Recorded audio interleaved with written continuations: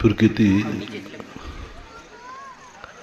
अपना जो रूप है, स्वरूप है, वह एक ऐसे रूप में विद्यमान के रूप में रहता है जो न किसी को फायदा देता है और न नुकसान देता है। वह अपने आप में एक अस्तित्व को कायम रखता है। प्रकृति कभी किसी को कुछ देती नहीं है,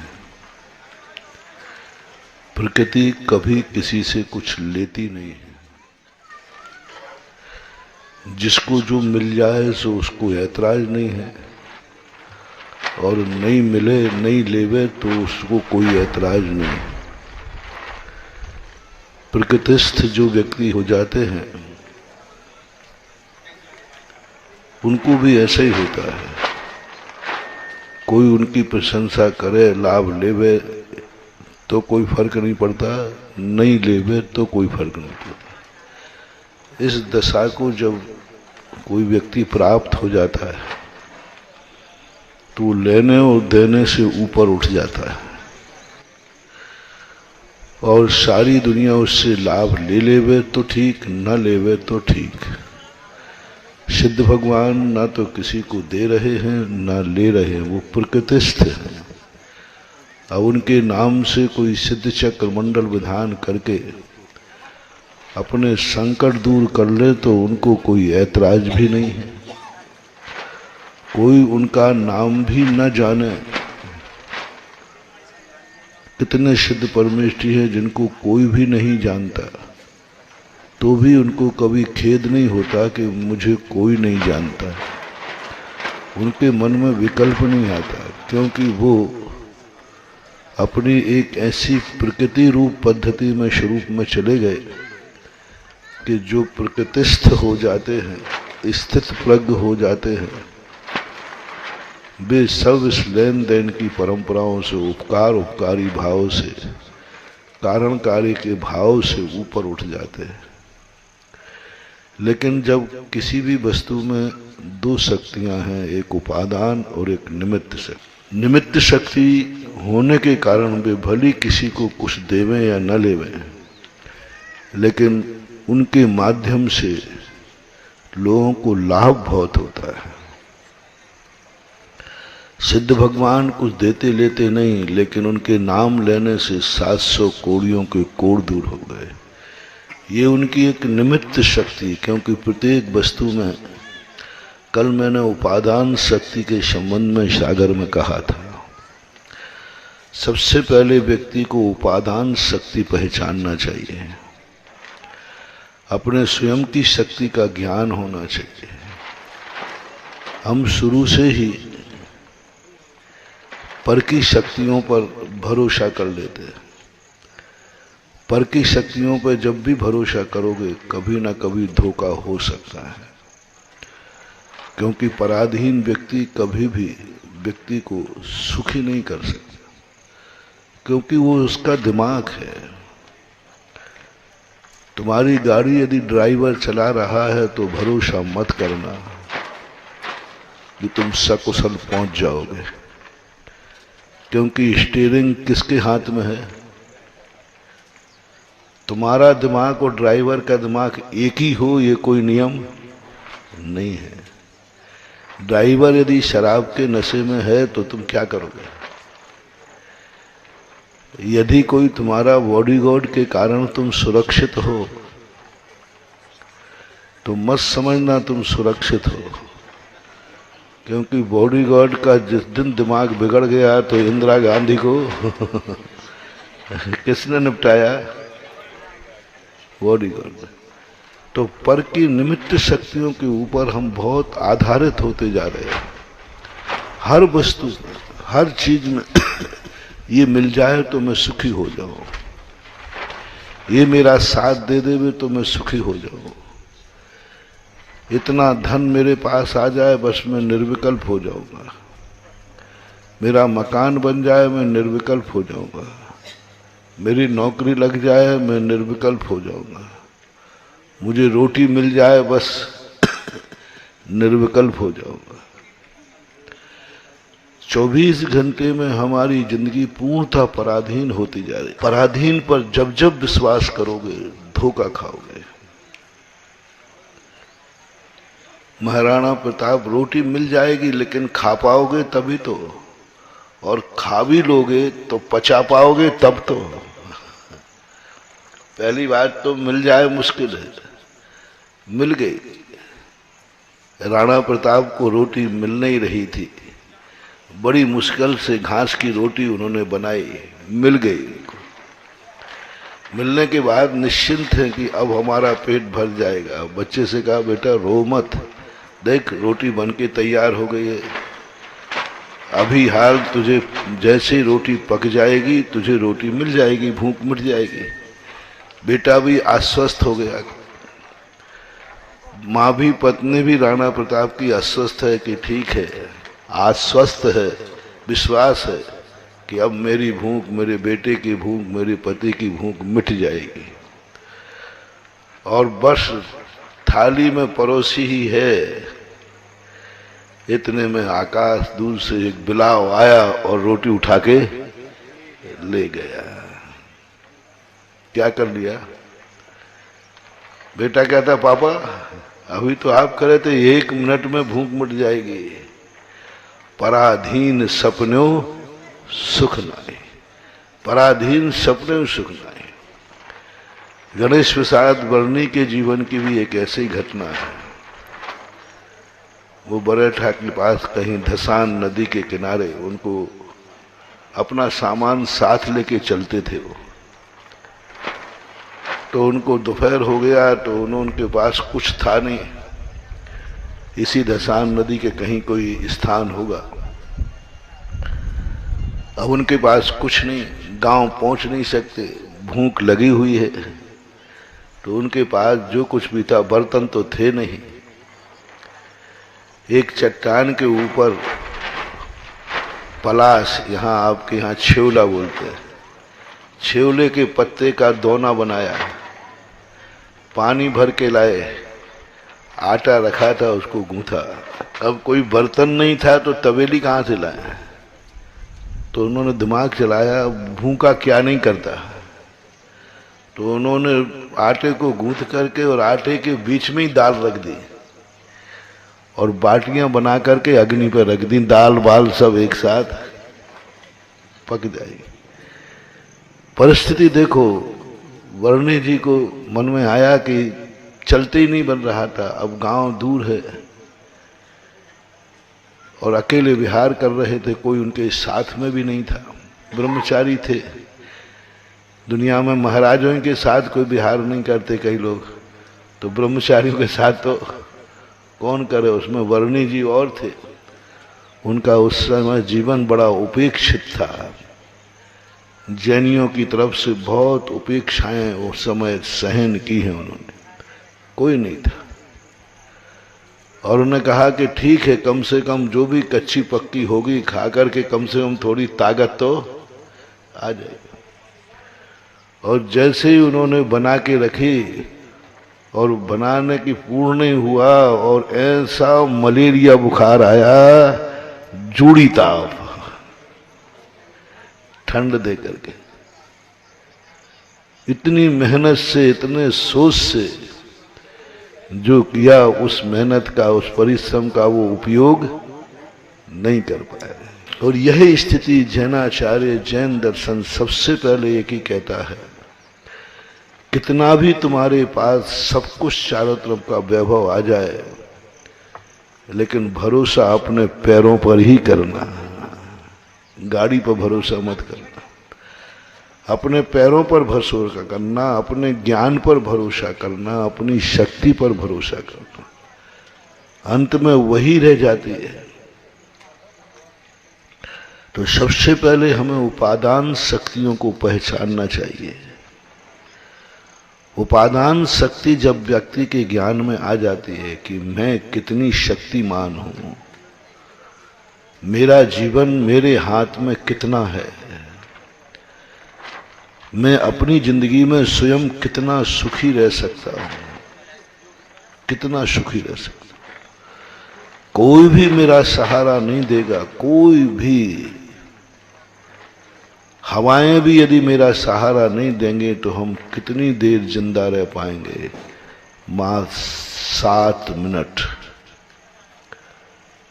ऑक्सीजन यदि पूर्णतः बंद कर दी जाए तो 7 मिनट व्यक्ति जिंदा रहता है।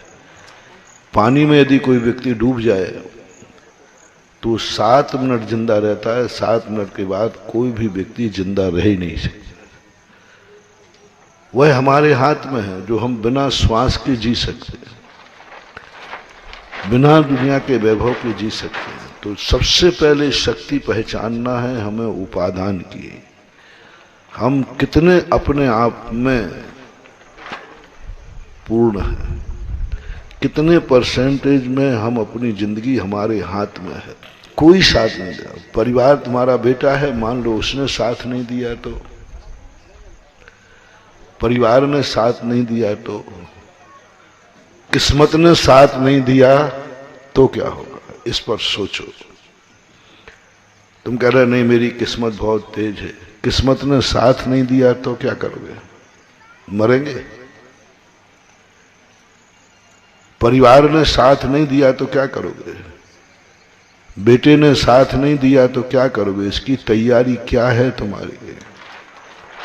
तत्व दृष्टि, तत्व चिंतन यहीं से शुरू होता है। तत्व चिंतन यहीं से शुरू होता है। हर चीज को नकारते जाओ, नकारते जाओ, नकारते जाओ, नकारते जाओ। जहां विश्वास हो जाए यह वस्तु धोखा नहीं दे सकती है क्योंकि यह मैं स्वयं हूं। किस्मत का भरोसा मत करना, इस पुण्य का भरोसा मत करना। ये पुण्य बहुत धोखेबाज है, बहुत धोखेबाज है।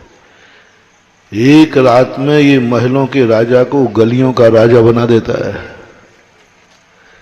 एक रात में श्री राम को भी कहां भेज दिया? शाम को कहां थे श्री राम जी? हैं? अयोध्या में। किसकी तैयारी चल रही थी? राजगद्दी की, राजगद्दी की तैयारी। सुबह तो राज तिलक होना ही है, रात भर में क्या हो गया? अयोध्या के राजा बनना थे और बन के राजा बन गए। क्या इतने बड़े पुण्यात्मा का पुण्य, इतनी बड़ी महाशक्ति का पुण्य रात भर में बदल गया। शाम को चरम सीमा पर पुण्य और सुबह शाम को घोषणा की अयोध्या का कण कण कल सुबह राजा राम की आज्ञा में होगा। सूर्य जब डूबा था तो ये देख के डूबा था कल मुझे नया राजा मिलेगा, लेकिन जब होगा तो उस राजा को सूर्य ढूंढता है, कहां गए हैं? वन में मिले। तो उस कर्म का भी भरोसा नहीं, कर्म का भरोसा। शुभ कर्म ही नहीं, अशुभ कर्म आने पर भी घबराना नहीं चाहिए। अशुभ कर्म कभी आ जाए तो मत घबराना, इसकी उम्र ज्यादा नहीं होती। बुरे दिनों की उम्र भी ज्यादा नहीं है तो अच्छे दिनों की उम्र भी। इसलिए दौलत राम जी कहते हैं, पुण्य पाप फल माई हरख विल ख्यो मत भाई। पुण्य का उदय आए तो हर्षित मत हो और पाप का उदय आए तो बिलखो मत। थोड़ा देखो, तटस्थ देखो। पाप हमें पूरी जिंदगी जन्म जन्म तक दुखी नहीं कर सकता, उसकी उम्र ही नहीं होती। पुण्य हमें जन्म जन्म तक सुखी नहीं कर सकता, पुण्य उसकी उम्र ही नहीं होती है।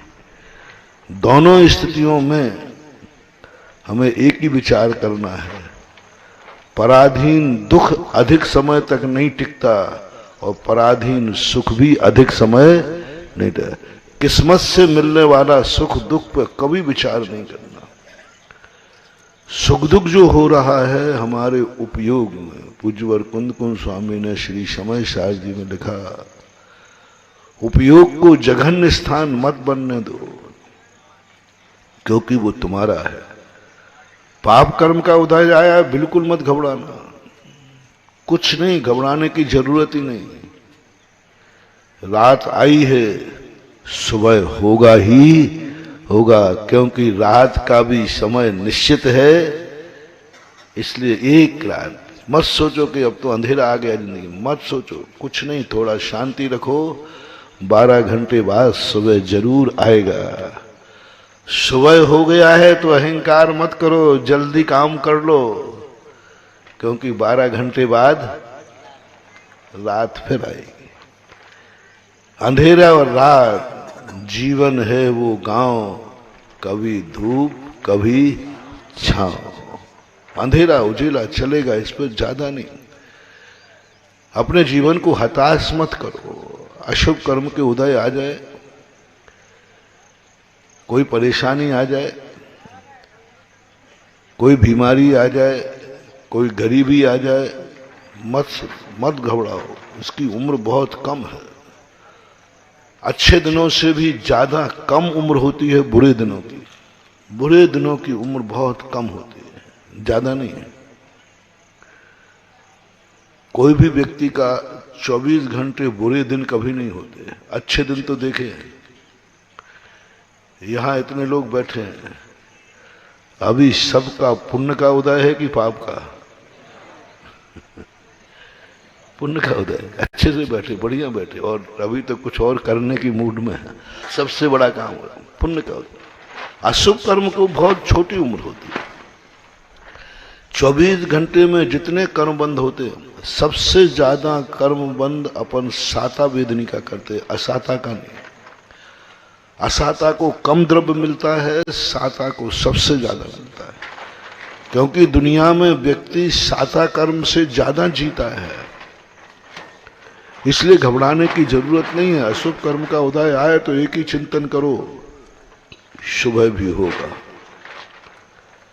बुरा दिन आया है तो अच्छा भी आएगा, आएगा, जरूर आएगा। जब जिस भूमि का, इस भूमि को कभी किसी ने सोचा नहीं था, ये तो मात बाजू में मरघट है, ये तो पहाड़ है, लेकिन इस जमीन की भी किस्मत जब बदल सकती है तो अपनी किस्मत जमीन से गई बीती थोड़ी ना है। अपन जमीन से गए बीते थोड़ी है। जमीन की किस्मत बदल सकती है। जहां एक उजड़ा मरघट है, आज वहां एक तीर्थ और मंदिर की स्थापना हो गई। जहां मरे लोग, मरने के बाद लोग आते थे, वहां आज मुनि महाराज आ गए।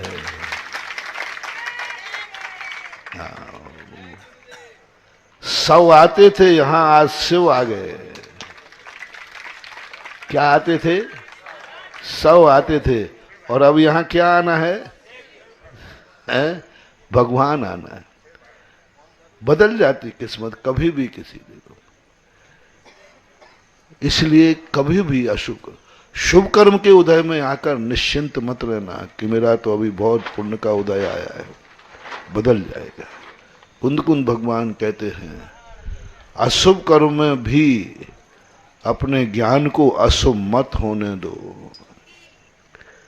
रिपीट करता हूं, अशुभ कर्म के उदय में अपने उपयोग को अशुभ मत होने दो, मत होने दो। बस उसको पवित्र रखो, उसको शुद्ध रखो, उसको उत्कृष्ट स्थान पर रहो। तुम भली तुम्हारा कर्म कितना भी नीच उदय में आ जाए,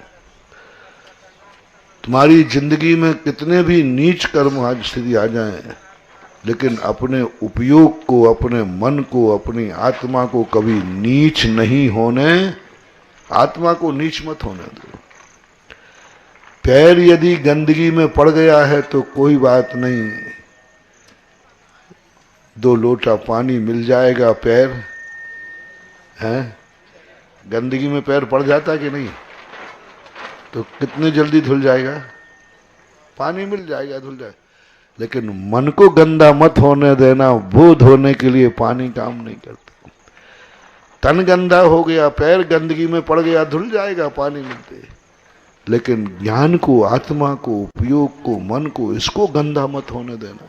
इसको तो पवित्र रखना, उसको तो अपने आप में, जिंदगी में यही रखना कि नहीं, अशुभ कर्म का उदय आया है लेकिन मेरा ज्ञान, मेरा उपयोग अशुभ नहीं होगा।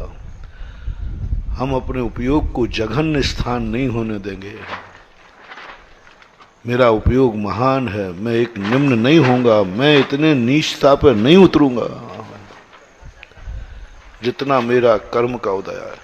क्रोध कर्म का उदय आया है कि मैं इसको मार डालूं, कर्म का उदय आया है, इतना गुस्सा आ रहा है। लेकिन ज्ञानी कहता है कर्म भली इतना नीच आ गया है लेकिन मैं ऐसा नीच काम नहीं करूंगा, मैं किसी की जिंदगी नहीं मिटाऊंगा। ज्ञान को नीच मत होने देना। कर्म आ गया, क्रोध भी आ गया, गुस्सा भी आ गया, लेकिन ज्ञानी अपने ज्ञान को संभालता है, उसको नीच नहीं होने देता। बुरी वस्तु देखने में आ रही है लेकिन वो अपने ज्ञान को बुरा नहीं होने देगा। सामने से गाली आ रही है गंदी, लेकिन वो अपने उपयोग को उस गाली रूप गंदा नहीं होने देगा। वो कहेगा आने दो गाली, कानों में गाली आई है लेकिन इस गाली से मैं अपने ज्ञान को गंदा नहीं करूंगा। कल सुबह प्रवचनों में मैंने कहा था, सबसे बड़ी विशेषता ज्ञानी वो रिफाइनरी है, ज्ञानी वो रिफाइनरी है जहां कितनी भी गंदी चीज आ जाए उसके पास आते ही उसको गंदा नहीं कर पाते हैं। उस गंदगी को तो दो चीजें हैं, एक वो शक्तिमान ज्ञानी होते हैं जिनके पास जो भी गंदा व्यक्ति आएगा वो भी पवित्र हो जाएगा, वो भी पवित्र हो जाएगा। बहुत सारे जीव ऐसे होते हैं महान, जिनकी जिंदगी में पापी भी आता है तो पापी भी धर्मात्मा हो जाता है। महावीर आदि स्वामी की जिंदगी ऐसी ही थी। कितने पापी जीव आए उनकी जिंदगी में, वे सब पुण्यात्मा होकर लौटे। पापी के रूप में आए थे, पुण्यात्मा बन के लौटे। भगवान से लड़ने आए थे और भगवान के गणधर बन करके रह गए। होती है, लेकिन ये शक्तियां सब में नहीं होती। वो कुछ भगवान ऐसे होते हैं जो पारस पत्थर के समान, जो उनका स्पर्श करता है वो लोहा भी सोना हो जाता है। कुछ लोगों में ऐसा होता है, सभी लोगों में नहीं है। सभी लोग पारस पत्थर नहीं, पत्थर तो हैं। कुछ बिरले हजारों लाखों में एकाध होते हैं जो तीर्थंकर के रूप में जन्म लेते हैं। जिन तीर्थंकरों को लोग मिटाने आते हैं उनको मिटा नहीं पाते, एक दिन वो भी समर्पित हो जाते। पारसनाथ जब तीर्थंकर के रूप में आया, तीर्थंकर के रूप में आए, तब कमठ ने उनको मिटाने का भाव किया। अंत में उनको नहीं मिटा पाया। कमठ ही 10 भव का बैर भूल करके सम्यक दृष्टि हो गया। ऐसी साधना, ऐसी तपस्या हो जाए कि कोई भी चीज हमसे टकराएगी, वह टकराने के बाद वो चूर चूर भी नहीं होगी, बल्कि वह और ज्यादा निखर करके धर्मात्मा बन जाएगी। ऐसी शक्ति अर्जित करने के लिए बहुत उदारता चाहिए, पवित्रता चाहिए। जो ऐसी शक्ति मिले, पारस पत्थर बनने के लिए बहुत बहुत मेहनत करना पड़ती है। हजारों लाखों भगवानों में मात्र 24 तीर्थंकर हैं जिनको कोई मार नहीं सकता। अनपवर्त आयु वाले होते हैं, अकाल मौत नहीं होती तीर्थंकर की। तीर्थंकरों को कभी रोग नहीं होता। तीर्थंकर कभी कोई लूट नहीं सकता। तीर्थंकर को कभी वियोग, कोई मरता ही नहीं उनके घर में, कोई रुला नहीं सकता। तीर्थंकर रो नहीं सकते, तीर्थंकर मर नहीं सकते, तीर्थंकर रोगी हो नहीं सकते, तीर्थंकर के कभी किसी भी चीज का अभाव हो नहीं सकता। ऐसी शक्तियां तीर्थंकरों के पास होती है। लेकिन सभी तीर्थंकर तो नहीं बन सकते ना। अपन लोग क्या करेंगे? शेष लोग कल्याण कैसे करेंगे? तो शास्त्रों में कहा कि यदि तुम्हारी ऐसी शक्ति प्राप्त ना हो जिससे तुम्हारा कुछ भी कोई बिगाड़ नहीं सके, तुम्हारे से कोई भी जो भी तुम्हारी जिंदगी में आवे वो ही पवित्र हो जाए, तुम्हारी अच्छाइयों से प्रभावित हो जाए, बुरा आदमी भी आवे वो अच्छा हो जाए, वो पवित्रता धारण करने के लिए बहुत बड़ी थी। दूसरा जो पूज्यवर कुंदकुंद भगवान ने दिया, तुम सामने वाले को तो नहीं सुधार पाओगे, इतना अतिशय इतना चमत्कार तुम्हारे पास नहीं है, लेकिन एक साधना जरूर करना है। सामने वाला बुरा आदमी है, वो अच्छा तो नहीं बनेगा, लेकिन तुम इतना अपने आप में साधना कर लो कि बुरे आदमी तुम्हारी जिंदगी में आए तो तुम बुरे मत बन जाना। समझ रहे हो ना? एक शक्ति वह है, जो बुरा आदमी आएगा मैं इतना अच्छा हूं कि बुरा भी अच्छा बन जाएगा। और दूसरी शक्ति ये है कि मेरी संगति में जो आएगा वो बुरा अच्छा बने, ऐसा तो नहीं कह सकते। सामने वाला अच्छा बनेगा ऐसा नहीं कह सकते। सामने वाला चोर आया है वो साधु बन जाए ऐसा नहीं कह सकते। सामने वाला मेरी जिंदगी को बहुत गंदा आदमी है, वो पवित्र बन जाए तो नहीं कह सकते। लेकिन एक साधना मैंने कर ली है कि कितना भी गंदा व्यक्ति मेरी जिंदगी में आ जाए वो मुझे गंदा नहीं कर पाएगा। कितना भी बुरा विचार आ जाए सामने, मेरी आंखें कितना भी बुरा देख लें, लेकिन मेरे मन को बुरा नहीं कर पाएंगे, लेकिन वो मेरे मन को गंदा नहीं कर पाएंगे। चारों तरफ से मेरे गंदे लोग आ जाएं, सब तरफ से, द्रव्य भी गंदा, काल भी गंदा, क्षेत्र भी, भाव सब गंदे, लेकिन मेरा भाव गंदा नहीं हो सकता। कितने भी लोग आके बैठ जाएं, मेरे नियम से मुझे भ्रष्ट नहीं कर सकते। कई धर्मात्मा नियम लेकर के भ्रष्ट हो जाते हैं, तोड़ देते हैं। पूछते क्यों? बोले महाराज 4 लोगों की मेजॉरिटी मिल गई तो उनसे हम प्रभावित होकर नियम तोड़ दिया। वो बिना मंदिर के खा रहे थे तो उन्होंने 2-3 व्यंग्य किए और कहा तो मैंने खा लिया। वो रात में खा रहे थे, मैंने खा लिया। वो गुटखा खा रहे थे, मैंने खा लिया। वो शराब पी रहे थे। ये जो हमारा वीक पॉइंट है, तुम जो हो, मैं आज गंदा है ऐसा नहीं कह रहा हूं। जितने लोग यहाँ बैठे, जितने लोग हमारा प्रवचन सुन रहे हैं लाइव में, सबसे मैं कहता हूं आप बहुत अच्छे आदमी हैं, आपका मन भी अच्छा है, तभी तो प्रवचन सुन रहे हो। क्या कहा?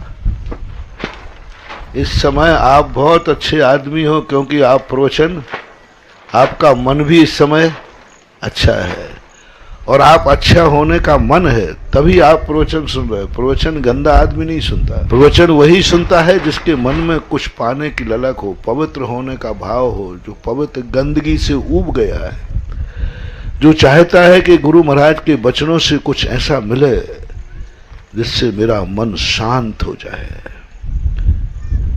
मेरे मन में एक शांति मिले, मेरी मन की आकुलता खत्म हो जाए, गुरु महाराज के प्रवचनों से कुछ ऐसा मिले कि मैं आंखों से जो देखूं वह मेरे लिए फायदेमंद हो, जो मैं सुनूं वो मुझे अच्छा लगे, जो मैं खाऊं वो मुझे अच्छा लगे, मेरे घर में धन दौलत जो कुछ भी हो सब अच्छा बनने का भाव आता है।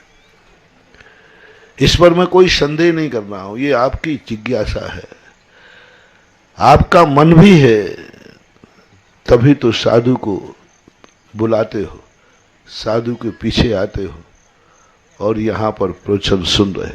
बस मैं इतना ही सा पूछना चाहता हूँ। ऐसे तो हम अनंतों बार हम पवित्र हुए हैं, अनंतों बार हम धर्मात्मा हुए हैं, अनंतों बार हम अच्छे आदमी हुए हैं, अनंतों बार हमने अच्छे गुरु की संगति की है, अनंतों बार हमने भगवान के सामने साक्षात्कार किया है, भगवान मिला हमें, अनंतों बार भगवान मिला, फिर भी कल्याण नहीं हुआ। गुरु मिले फिर भी नहीं हुआ, जैन कुल मिला तो भी नहीं हुआ, नमोकार मंत्र मिला तो भी नहीं हुआ, मुनि बने तब भी नहीं बना, आर्यिका बने तब भी नहीं बना, एलक शुल्लक ब्रह्मचारी त्यागी वृत्ति XYZ जो कुछ भी बने सब, जितने अच्छे पद थे हमने सब पा लिए, जितने अच्छे पद थे, जितनी अच्छाइयां थी वो हमने सब अनुभव में की, जितनी अच्छाइयां थी, कुछ को छोड़ करके, कुछ को छोड़ करके सारी अच्छाइयां, रत्नत्रय तक अच्छा वस्तु हमने धारण की, सम्यक दर्शन ज्ञान चारित्र, ये भी इतना अच्छी चीज हमने धारण की। आप लोगों ने, मैं ही मुनि नहीं हूं, आप लोग भूतपूर्व मुनि हो। कौन मुनि हो? मैं वर्तमान में मुनि हूं, तुम निर्वर्तमान मुनि हो, भूतपूर्व मुनि, भूतपूर्व मुनि, मैं वर्तमान में मुनि हूं। क्योंकि शास्त्रों में आया है कि जितने लोग हैं ये सब अनंत बार मुनि बन चुके हैं। राजे भैया, मैंने तुम्हारा नाम याद रख लिया है, भूतपूर्व मुनि हो तुम, भूतपूर्व। अब इससे क्या होगा? भूतपूर्व विधायक, भूतपूर्व पार्षद, नाम का है अधिकार तो भूतपूर्व है बस, और क्या। ज्यादा होगा तो भूतपूर्व विधायक को एक बॉडीगार्ड दे दिया जाएगा कि भाई चल उसके लिए कोई अधिकार नहीं है। भूतपूर्व मुनि है सब, जितने बैठे हैं भूतपूर्व आर्यिकाएं बैठे हैं, भूतपूर्व सब अपने आप, जितने अच्छे पद हैं आप लोगों के, कुछ पदों को छोड़कर अरहंत का, गणधर का, शुद्ध केवलियों का, सर्वार सिद्धि का, 31 सागर की आयु को पाने वाले जितने अच्छे पद हैं वे सब तुम पा चुके हो। 31 सागर के जितने बार, मुनि पद भी उसमें आ रहा है, द्रव्यलिंगी ही नहीं भावलिंगी भी आ रहा है, ये सब पा चुके। धर्मेंद्र चक्रवर्ती बन चुके, अर्धचक्री बन चुके, 3 खंड के राजा बन चुके, सब कुछ कर लिया। इतने सब अच्छी चीजें मिलने के बाद आज दरिद्र क्यों हो गए?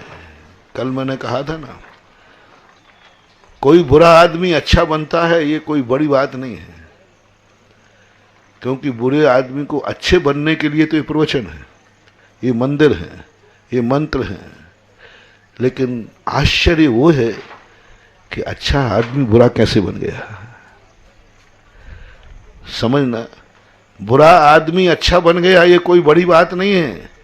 आश्चर्य की बात है कि अच्छा आदमी बुरा, डाकू साधु बन गया ये कोई आश्चर्य नहीं है।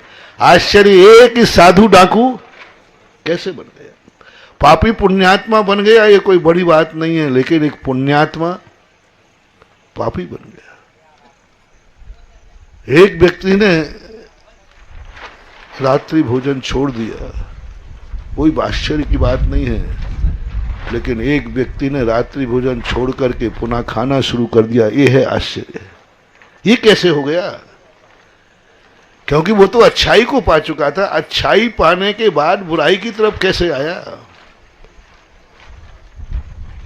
कैसे आया? त्याग लेने के बाद वह खाने लगा, गुटखा का त्याग किया, खाने लगा, अच्छा था। तो जितने बुरे आदमी, जितने गंदे आदमी अच्छे बनते हैं, ये कोई बड़ी आश्चर्य की बात नहीं है। आश्चर्य करो कि एक अच्छा आदमी गंदा हो गया, गरीब अमीर बन गया, ये कोई बड़ी बात नहीं है। आश्चर्य ये है कि एक अमीर आदमी गरीब कैसे बन गया। ये विचार करना है। आज जो मैं कल कहा था, आज उसी को लेकर कहना चाहता। क्यों हुआ ऐसा? ऊंचाइयां कोई जाकर के चढ़ गया कोई बड़ी बात नहीं, लेकिन एक ऊंचाई से गिर गया, ये कैसे हो गया? बस इस बात पर हमें विचार करना है।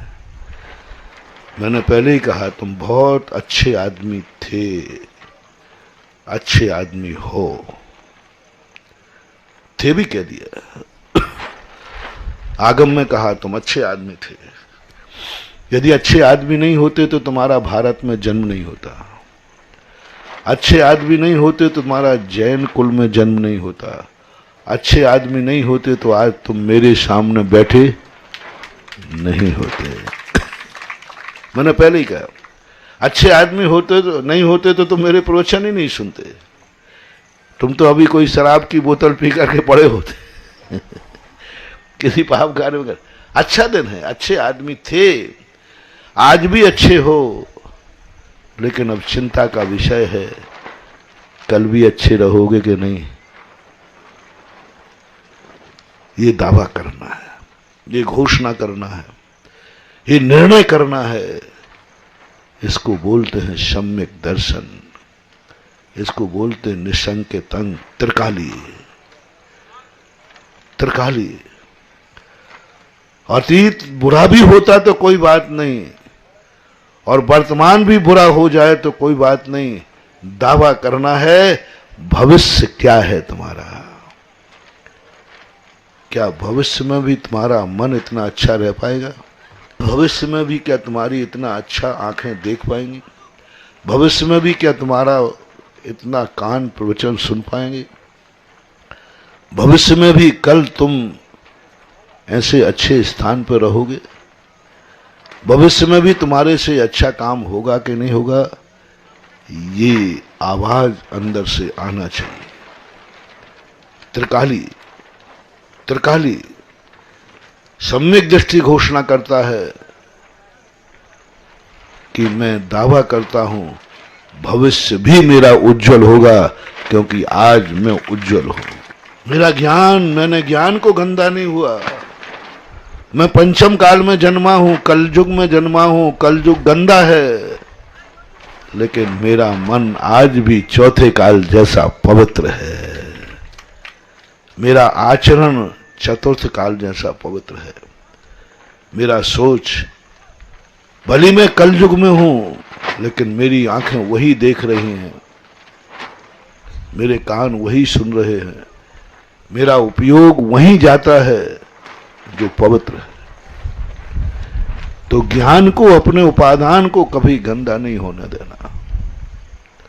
और वो साधना, और जब ज्ञान पवित्र बन जाता है तो हम भविष्य की घोषणा कर लेते हैं।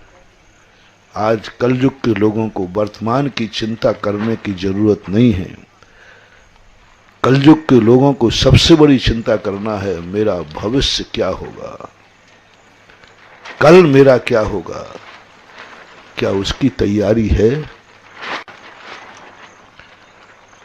अभी 2 दिन पहले भी कहा था तुम्हारी बहुत अच्छी गाड़ी है, बहुत बढ़िया गाड़ी है, 4 करोड़ की गाड़ी मर्सिडीज है, तुम गाड़ी में बैठ गए, पहुंच जाओगे मंजिल पर, लेकिन रास्ते में यदि पंचर हो गई तो उसकी तैयारी है? उसकी क्या तैयारी? हम अहंकार में जा रहे हैं, हमारा पुण्य बहुत का उदय में है।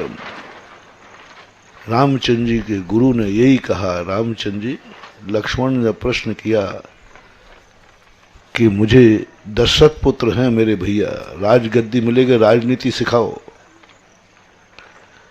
तलवार चलाना सिखाओ, राजगद्दी का राज्य करना सिखाओ, हम राजपुत्र हैं। तब गुरु वशिष्ठ ने क्या कहा? लक्ष्मण, ये तो पक्का है कि तुम राजा बनने की तैयारी करने के लिए यहां आए हो, और मैं राजगद्दी की तैयारी सिखा दूंगा, लेकिन वनवास हो गया तो क्या तैयारी है? वनवास हो गया तो क्या तैयारी है, ये बताओ। बहुत बड़ी चीज। गुरु वह तैयारी कम कराते हैं जो तुम करना चाहते हो, गुरु उस तैयारी की तरफ ज्यादा ध्यान देते हैं जो तुम्हारे जीवन में तुम्हारी इच्छाओं के विरुद्ध आ सकता है। साधना यही है। तपस्या ये नहीं है कि जो मैं करना चाहता हूं, तपस्या वो है आज तुम्हारे लिए श्रावक आहार दे रहे हैं। मेरी जिंदगी में कभी श्रावकों की कमी नहीं आएगी। मेरी बहुत श्रावक हैं, बहुत फॉलोवर हैं। नहीं, महावीर स्वामी कहते हैं किसी दिन नहीं मिला तो क्या तैयारी है, क्या तैयारी है। इसलिए सब कुछ मिलते हुए थोड़ा थोड़ा उपवास कर लिया करो। नहीं मिला तो तैयारी है। मैंने उपवास करके देखा है। रामचंद्र जी को सूखा भोजन कराया, भिक्षा का भोजन कराया, बेर पत्ते खिलाए गुरु ने। लक्ष्मण कहते थे ये कोई खाना है क्या, हम राजपुत्र हैं। रामचंद्र जी कहते लक्ष्मण चुपचाप खा लो, मम्मी के पास से भोजन आने वाला नहीं है। मम्मी, क्योंकि पहले ही राजमाता ने कहा था कौशल्या ने कि मेरा ये लक्ष्मण बहुत खाने में यहाँ वहाँ का थोड़ा कमजोर नहीं खाता, तो प्रतिदिन गुरुकुल में टिफिन अयोध्या से आ जाएगा। गुरु ने कहा कि राजभोग करने वाला कभी मेरा शिष्य नहीं हो सकता। वहां रूखा सूखा सब खिलाया। लक्ष्मण कहता क्यों, क्या मैं दशरथ पुत्र हूं, ऐसा खाना मेरी जिंदगी में कब आएगा, मुझे कब खाना पड़ेंगे भेद, कब खाना पड़ेंगे पत्ते फल फूल, क्यों मेरी जिंदगी को बर्बाद कर रहे हो। गुरु कहते हैं तुम जो चाहते हो वो तुम मिलेगा, लेकिन जो तुम नहीं चाहते हो यदि वैसा जीवन आ गया तो, जब अयोध्या का टिफिन नहीं आया तो, सबरी के जूठे बेर आ गए तो, कई दिन भूखे रहना पड़ा तो तैयारी करो। हर व्यक्ति को एक तैयारी करना है कि ऐसा भी दिन आ गया तो मैं तैयार हूं। रामचंद्र जी ने वो तैयारी की थी, तभी तो सबरी के बेर ऐसे खा रहे थे जैसे अयोध्या का राजभोग खा रहे हैं। तैयारी की थी। हर व्यक्ति तैयारी करता है, और नहीं करता है तो कर्म करा देता है। तुम महान हो, तुम दुख का दिन जी करके दिखाओ। तुम क्या शिक्षा दोगे? कल के दिन कोई दुखी आदमी से कहोगे कोई बात नहीं, दुख आता जाता रहता, तो सामने वाला कहते तुम क्या जानो, खिलाड़ी क्या जाने बादाम का स्वाद, तुम क्या जानो दुख, तुम तो तीर्थंकर हो, तुम तो भगवान हो, तुम तो राजा के पुत्र हो, तुम्हें क्या मालूम कि भूख क्या होती है, तुम्हें क्या मालूम कि जिंदगी में ऐसे दिन क्या होते हैं, क्या कहोगे। इसलिए कर्म कहता है महान आत्माओं से तुम एक बार दुख की जिंदगी जी के दिखाओ और दुख में मुस्कुरा के दिखाओ, तब किसी से कहोगे देखो दुख के दिन में मुस्कुराओ। बोले कैसे? जैसे मैं मुस्कुरा रहा हूं। प्रभाव पड़ेगा कि नहीं पड़ेगा? अब तुम्हारे पास कोई जवाब नहीं। बोलो तुम्हारे ऊपर दुख के दिन आए, मेरे पे आए थे कि नहीं? मैंने भी वनवास लिया था कि नहीं? मेरा राज्य छिना था कि नहीं? मैंने भी जंगलों में रहकर पत्ते बेल खा के जीवन भी जिया था कि नहीं? मरने का भाव तो नहीं किया? हाँ साहब किया था। तो फिर ऐसा करो, तुरंत प्रभाव पड़े। वो ही जगत में महान आत्माएं प्रसिद्ध हुई हैं जिन्होंने जिंदगी के दुख के दिन जिए हैं। महान आत्माओं, जितनी बड़ी आत्माओं ने सुख के दिन दिए हैं उनको कोई पूछता नहीं है। बोले क्या पूछना, अच्छे दिन थे निकल गए। मंदिरों में भी चित्र तुम उनके नहीं बनाते, उन महाराजों के नहीं बनाते जिनके जीवन में कोई दुख नहीं आया। उन तीर्थंकरों को कोई पसंद नहीं करता जिनके जीवन में दुख नहीं आया। 24 में यदि तुम्हारे लिए ऐसे भगवान का, बहुत अच्छे भगवान का चित्र बताऊं, बहुत अच्छे जिनकी जिंदगी में कभी सुख नहीं आया, दुख नहीं आया, पुष्पदंत भगवान। तुम 24 में से यदि तुम्हें जिंदगी में कौन भगवान का चयन करने मिले तो तुम कौन से करोगे? बोल दो पारसनाथ। क्या करोगे? जिंदगी भर दुखी दुखी रहे 10 भाव से। खरा नहीं ये संसार की नीति क्या है? जिस महान आत्माओं पर जितने ज्यादा दुख आएंगे बस उनकी चाहत दुनिया में उतनी ही बढ़ेगी, लोग उनको ही पसंद करेंगे। 8 राम और हुए उनको कोई नहीं पूछता क्योंकि उनके जीवन में दुख। और दशरथ राम क्यों? कारण क्या? 8 राम, कृष्ण के भैया भी बलराम थे। जैन दर्शन के अनुसार रामचंद्र जी जैसे 8 राम और हो चुके, बलभद्र थे, लेकिन उनको कोई नहीं पूछता। नाम ही याद नहीं होंगे तुम्हें, रामचंद्र जी का क्यों याद है? इसलिए उनके पास सुख है? नहीं, सुख तो 8 के पास थे।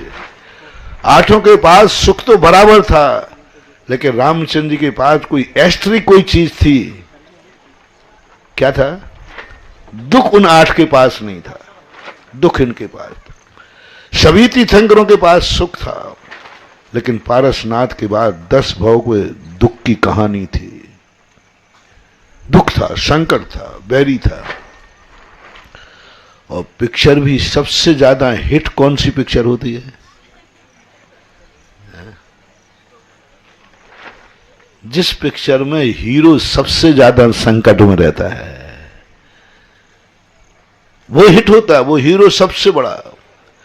तो जीवन में जब भी तुम्हारे ऐसी स्थिति आती है उस समय यही सोचना कि मेरी जिंदगी का जो दिन है कहीं यही संकट मुझे अमर बना देगा, यही संकट मुझे सारे जिंदगी दुनिया में पुजा देगा, यही संकट मेरी शक्तियों को जागृत कर देगा।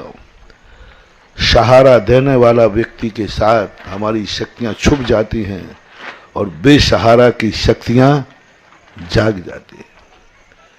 इसलिए कल भी मैंने कहा था जिंदगी का पहले प्रयास करो। अब यदि यह नहीं हो सकता है तो फिर दूसरी शक्ति जो एक होती है वो निमित्त शक्ति होती है। उस निमित्त शक्ति को पहचानो। ये प्रकृति से, जैसे मैंने कहा, सिद्ध भगवान किसी को कुछ दे नहीं सकते, देते नहीं, उनका भाव भी नहीं होता। लेकिन सिद्ध भगवान से हमें इतना मिल सकता है, उन सिद्ध भगवान में एक निमित्त शक्ति है जो उनको खुद उपयोग से बाहर है। उनका जो नाम ले लेता है 700 कोड़ियों के कोड़ दूर हो जाते हैं। इसी प्रकार ये प्रकृति जो है किसी को कुछ नहीं देती, हवाएं किसी को कुछ नहीं देती, लेकिन हवाओं से जिंदगी कितनी मिलती है। हवाएं देती नहीं, हवाएं अपने लिए नहीं चल रही, वो प्रकृति है हवा। जो कुछ देना और लेना है समझ लेना प्रकृति से हट गया। वो देना और लेने का भाव है कि मैं इसको दूं, मैं इससे लूं, मैं इसका उद्धार करूं, मैं इसका पतन करूं। ऐसा कोई कर्तापन का उपयोग बनता है, उपयोग जाता है, तो समझ लेना वह व्यक्ति स्वभाव में नहीं है, स्वभाव में नहीं। इसलिए इसको प्रकृति क्यों कहते हैं? हवाएं चलती हैं लेकिन वो उनके मन में भाव नहीं आता कि किसी को मैं प्राण वायु बनूं।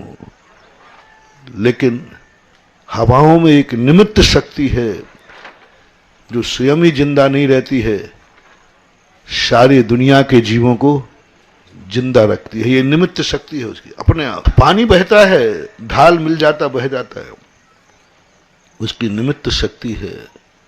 वो स्वयं जीवित है, ये उपादान शक्ति है, लेकिन निमित्त शक्ति से कितने लोगों को जिंदा रखता है। यदि उसके मन में ये भाव आ जाए कि मैं इतने लोगों को जिंदा रखूं, तो वो प्रकृति में नहीं आएगा, प्रकृति में नहीं आएगा। प्रकृति वह है जो स्वयं देने का भाव न रखे, लेकिन सारे जगत को सब कुछ मिल जाए, उसको प्रकृति बोलते हैं। पेड़ पौधे हैं, इनसे सबसे कभी फल लेते हैं, तुम्हारे लिए नहीं लगते, लेकिन सारा जगत पेड़ों के फल खाता है, इसलिए वो प्रकृति है। जब जब अपन एक सूत्र बनाए, जब जब किसी वस्तु के, कोई भी वस्तु, कोई भी व्यक्ति कुछ भी किसी को देने का भाव न करे, फिर भी दुनिया को सब कुछ मिल जाए, समझ लेना उसी का नाम प्रकृति है, नेचर है। देने का भाव नहीं है, लेकिन सारी दुनिया कहती है हमें तो उसी से सब कुछ मिल रहा है। हवाओं से पूछो तुम कितने को जिंदा रखती हो, बोले मुझे क्या लेना देना, मैं तो बह रही हूं। लेकिन सारे जगत से पूछो कि क्या बात है, बोले अब हवाओं से मैं जिंदा हूं। तो ऐसी प्रकृति जब बन जाती है तो इस प्रकृति से हमें एक ऐसी स्थिति बनाना है, इसकी निमित्त शक्ति को हमें पहचानना है। और वह निमित्त शक्ति जब पहचान में आती है तो प्रकृति के बाद एक बात जागती है, संस्कार। प्रकृति को संस्कारित करो। प्रकृति गेहूं देगा, रोटी नहीं दे सकता। प्रकृति गेहूं दे सकती है, रोटी भूख गेहूं से मिटेगी या रोटी से? आप लोग बताएं। यदि गेहूं से मिलती हो तो खाओ ना।